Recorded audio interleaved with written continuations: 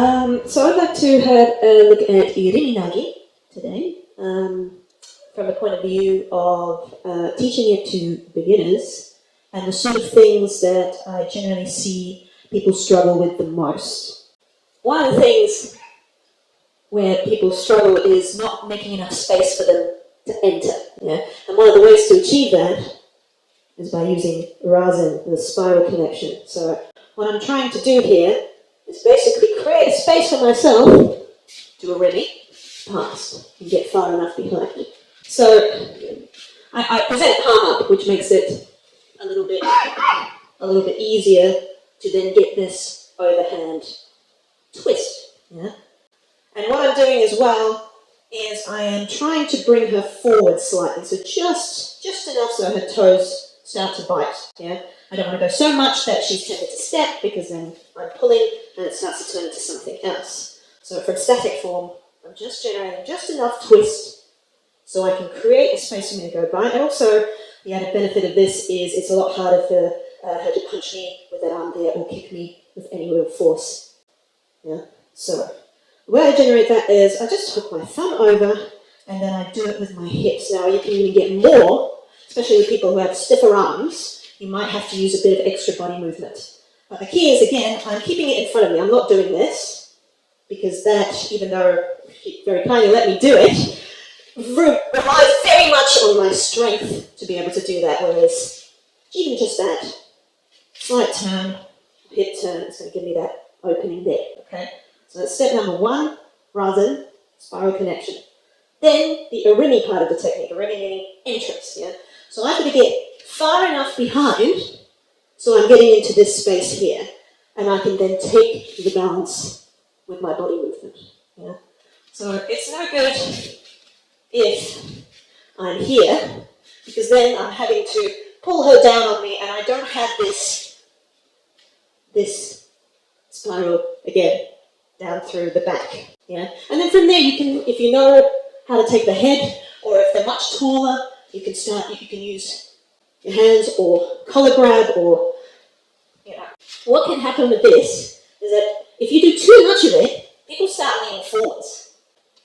And then it's a bit of an effort to then try and bring them back. Yeah? What you want to do is create spiral connection just enough so that she's not coming forwards, but that hips, that shoulder, the back shoulder is moving back. That's enough for me to get behind. And then when I get behind, to take the balance, I've actually got to turn and face the same direction as my partner. It's no good being here then trying to throw, because that is all shoulder. Yeah? So let's follow through. Let's do the whole technique so that we can break down all the different elements as we go. So once you've got your balance take, you want to get their head on the collarbone ideally. Yeah? So the danger is that it ends up down here on the arm. And then I'm having to use all my energy to lift and take her the other way.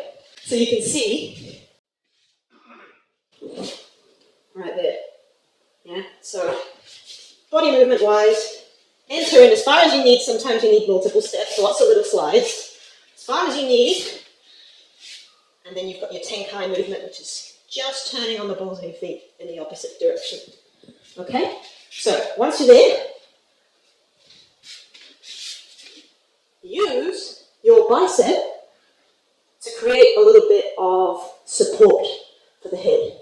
Because a lot of the time, people will be falling forwards off to the side. This is how I make sure it's on my collarbone. I also use the side of my hand to control the head. Yeah? And then from there, it's another tenkai movement. If you follow, I keep my arm as vertical as possible, turning on the balls of my feet, and then through for the throw, step through. Irimi Nage tends to have a reputation for suiting the taller person, because you're going over the top, you know, in the sense that Shiyanagi, you're going under the arm, suits a shorter person. But there are ways that I've learned to modify the technique to make it work on a much taller person. A lot of the things that, I mean, again, I'm still trying to Irimi, but I actually have to go further so that I can use all of this to bring him down to my level. So I'm using the rasen to do that. That helps me with it, because it, again, brings this further down. Again, I don't want to bring him down so much that he's starting to lean forwards, but this gives me just enough to work with, yeah? So I might not be able to reach his head, in which case I can use the side of the neck, the collar, which is quite good because if you grab this way, you can use an elbow and push in and get a bit of that upper body bend backwards, yeah? But then the next thing, once I'm here, what will likely happen is that I won't be able to get his head where I want. It'll fall here, yeah? And for me to go straight through and lift him, as I would with a shorter person, would be very, very hard. So I modify with my body movement, I move out, and I take him through that way, different angle, yeah? Okay. So again, rasen. You can see that I've taken his balance forward slightly. You can see how his the outside of his foot is coming up a little bit. Yeah. And as I make my entrance, I have to use loads of body movement to take him down. And again, I haven't quite got the head the way I want. What I can do from here is to take him straight down. Don't necessarily have to turn it into a, classical Irimi Nage. So, entrance, drop. If the head, you can't get it to the collarbone. These were the things that I struggled with most when I was learning Irimi Nage myself.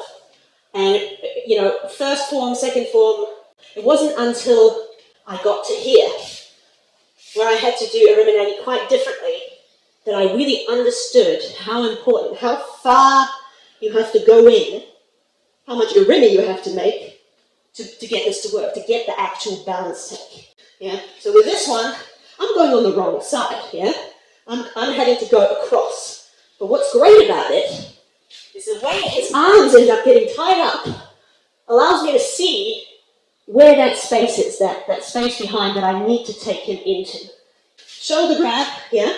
You're coming across and you're trying to hit over the side of the temple. It's not a punch to the nose. I actually got to make a bit of entrance to get here. I'm going off to the side, yeah? And what I want is for him to lift up and block. And then, you can do this a few ways. You can use your tegatana, or you can grab him if you want. But I tend to just use my forearm, and I just push it across as I move behind, and then drop into the space. And then from there, it's the same.